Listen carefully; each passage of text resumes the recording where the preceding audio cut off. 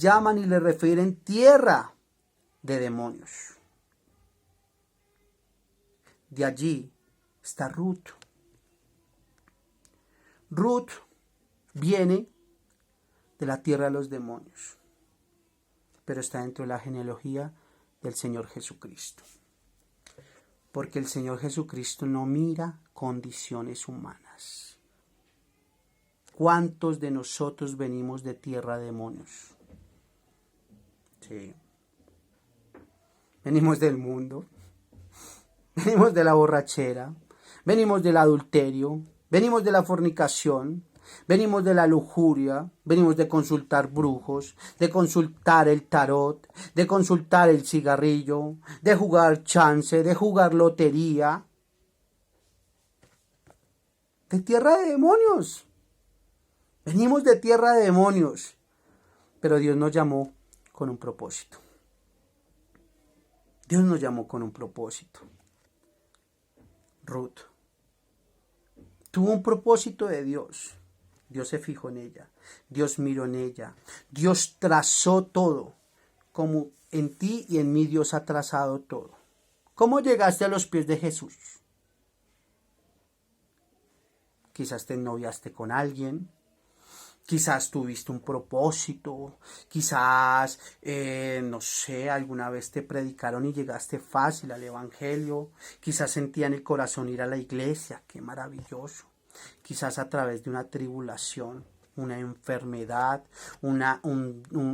algo traumático y dramático en tu familia, un accidente, algo que te llevó a decir, solo Dios me puede ayudar. Y llegaste al evangelio. Así mismito le pasó a Ruth. Ruth se casó con un hombre. Allá en la tierra. Y este hombre murió. Y eso hizo que ella conociera a este hombre, él se muriera y pues se quedara con su suegra, con una mujer llamada Noemí. Y esta mujer sintió una tristeza tremenda. Ella dejó Belén, dejó Israel, se fue a una tierra y dice que después de un tiempo pues, se sintió amarga y quiso volver a su tierra. Y le dijo a ella y a su otra nuera, váyanse, cojan su camino.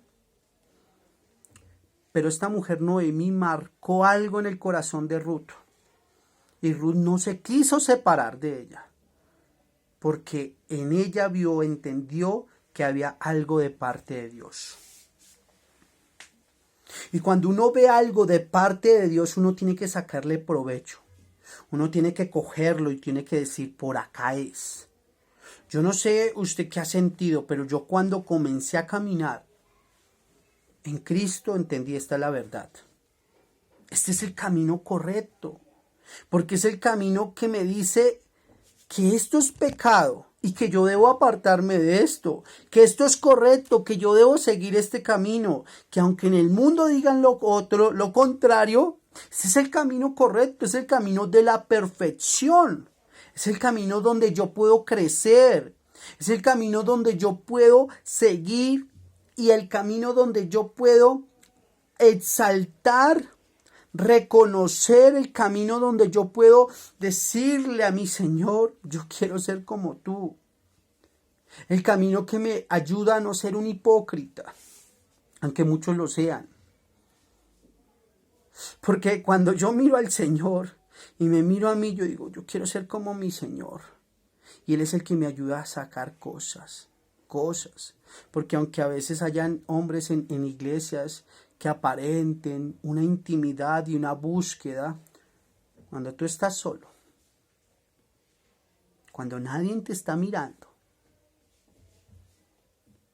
y cuando tú comienzas a buscar del Señor en la intimidad, sabes que no puede ser como lo estabas aparentando allá.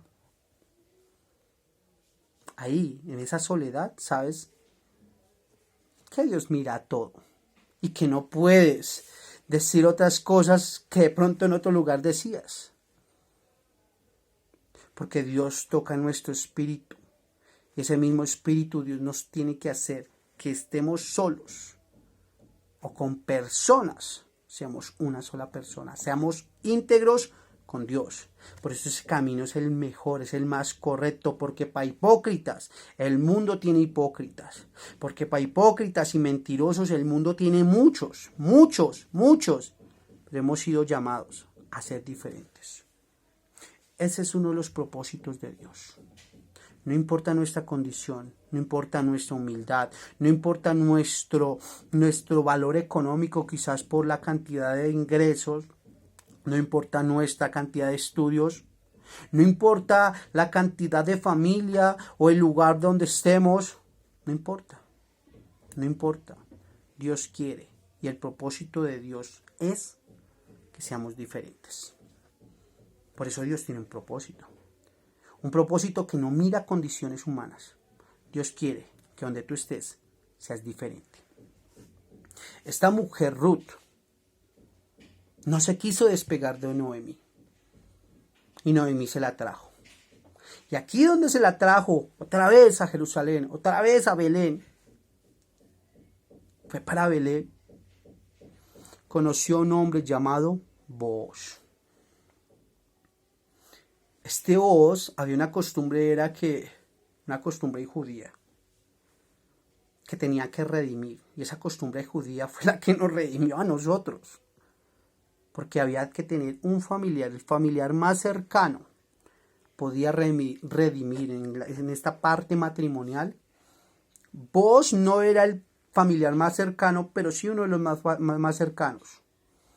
Había otro familiar más cercano. Y cuando leemos toda la Biblia, toda la parte del libro de Ruth, entendemos esta parte que había otro familiar más cercano que podía redimir.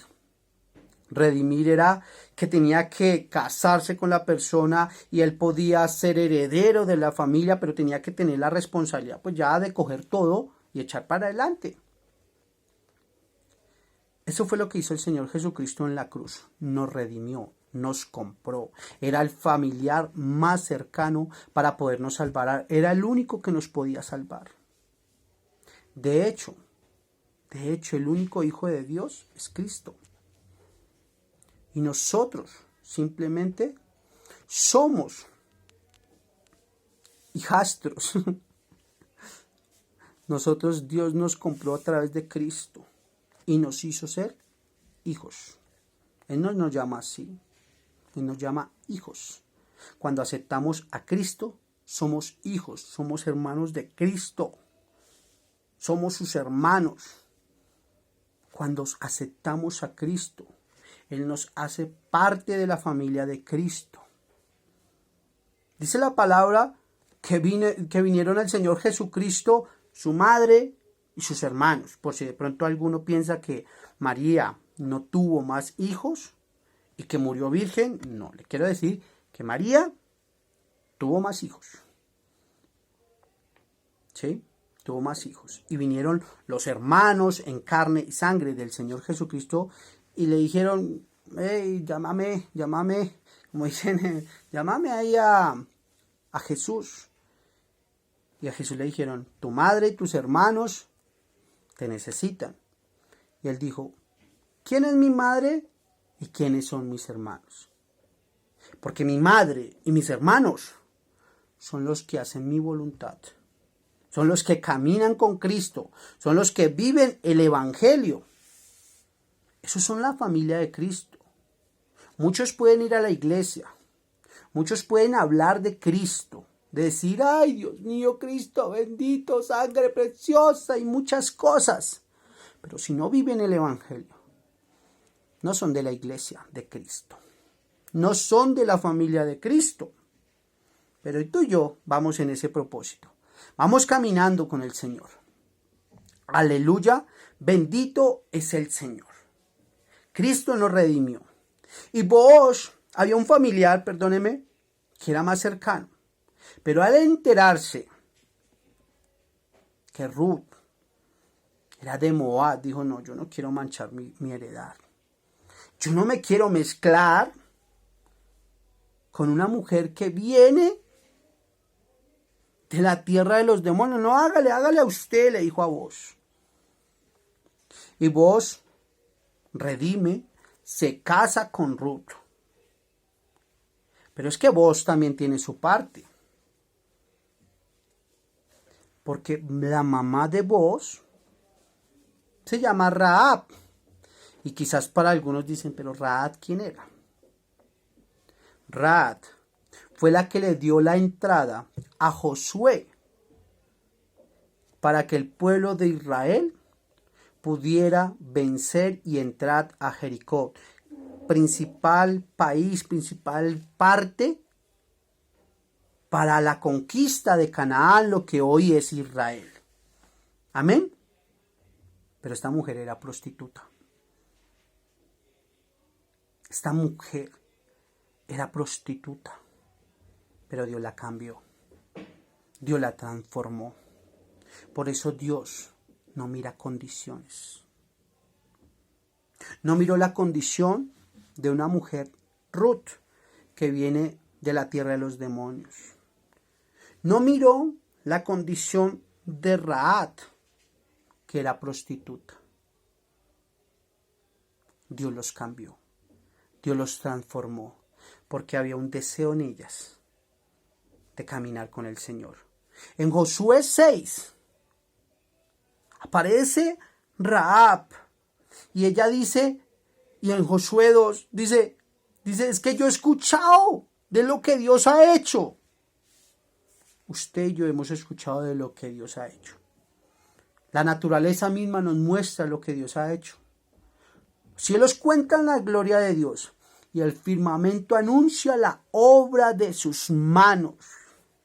Cuando vemos el sol, la luna, el cielo, las estrellas, eso no puede venir de una explosión, sino de una creación, de un propósito divino como lo es tú, como lo soy yo, como Dios lo tuvo en su propósito. Tu papá y tu mamá no es un desfase, tus hermanos no son unos desfases, aunque pelees con tus hermanos, quizá, no lo sé. La familia donde tú estás no es un error. Por más que a veces diga, ay, es que mi papá, Dios mío, mire mi mamá cómo a veces hace cosas, mire cómo a veces de pronto se expresa mal, mire cómo no sé qué, mire cómo mi hermana es, mire cómo es de grosera. No importa.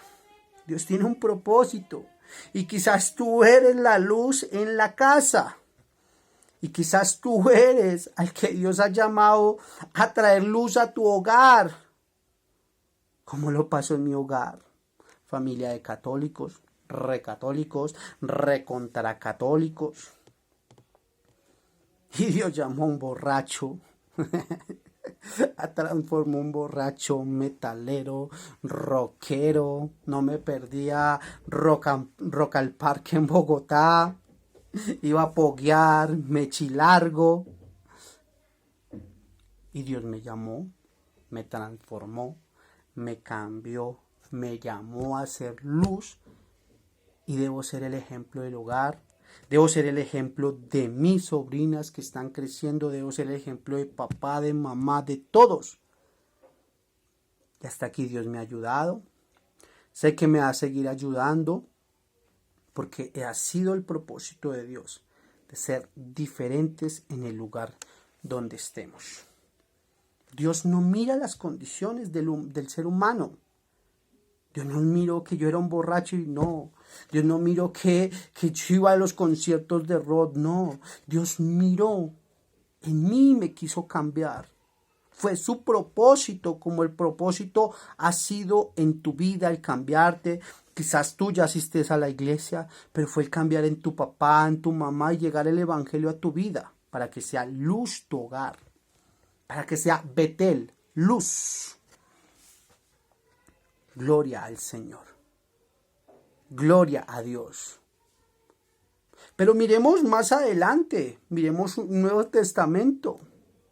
Miremos a un hombre muy conocido. Yo cuando comencé esta palabra dije algo sobre las cartas paulinas, que fueron las primeras escritas. Algunas de las cartas fueron escritas en las cárceles.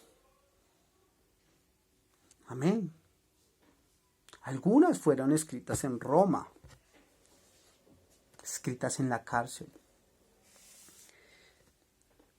Pero quiero decirle que este hombre elocuente,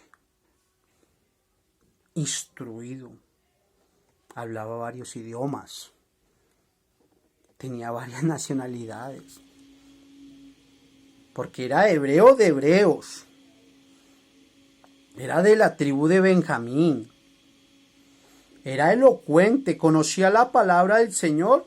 ¡Wow! El Antiguo Testamento, la Septuaginta, lo que llamamos Génesis, Malaquías, se la conocía toda. A los pies de un hombre reconocido en Israel como Gamaliel, un hombre que tenía nacionalidad romana, un hombre que era parte del Sanedrín. Ser parte del Sanedrín no era cualquiera, era gente exclusiva, gente que tenía un conocimiento, gente que tenía que estaba en el cuento, que sabía, que realmente conocía. Conocer, pero otra cosa es vivir. Muchos conocemos la palabra, pocos la practican. Y Dios nos ha llamado a practicarla. Ese es el propósito de Dios en tu vida y en mi vida. Practicar esta santa palabra. Bendito es el Señor. Este hombre era un religioso de religiosos, un asesino, porque mataba porque otro tenía otro pensamiento, porque mataba porque se levantaron hombres de una secta, llamados los nazarenos, porque no se había llamado todavía cristianos.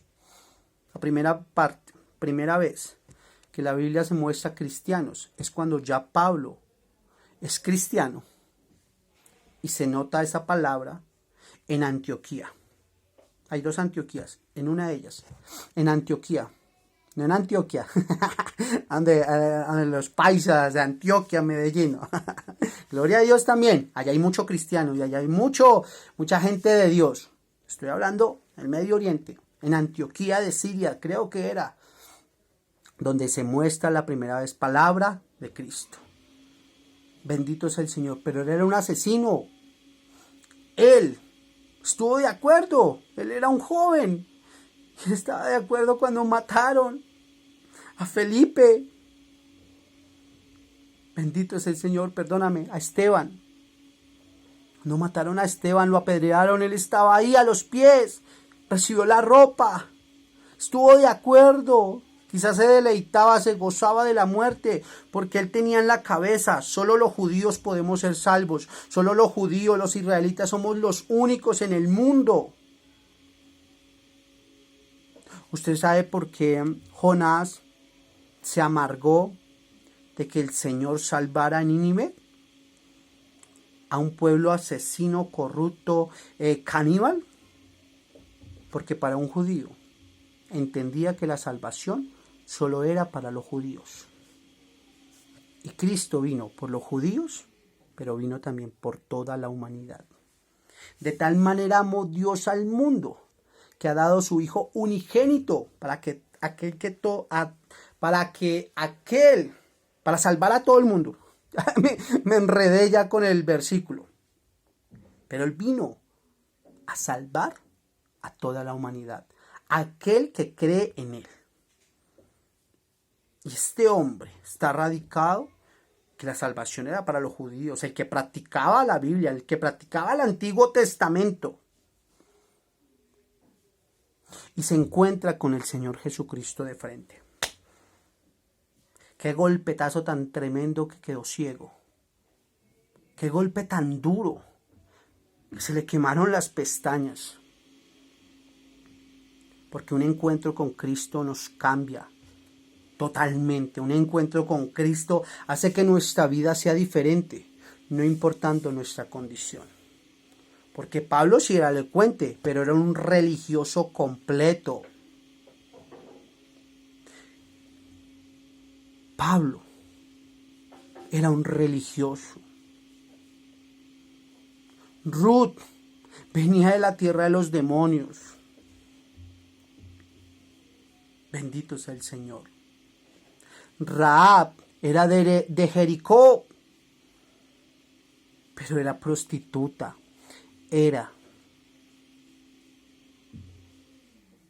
Dios no mira las condiciones del ser humano.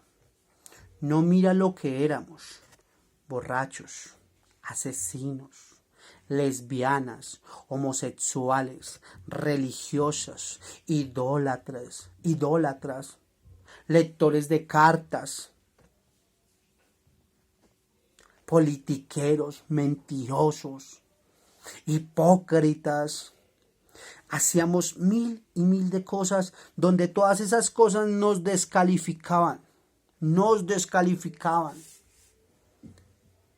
El hombre. Pero Dios no. Y no es que Dios acepte eso, no. Dios no te acepta eso.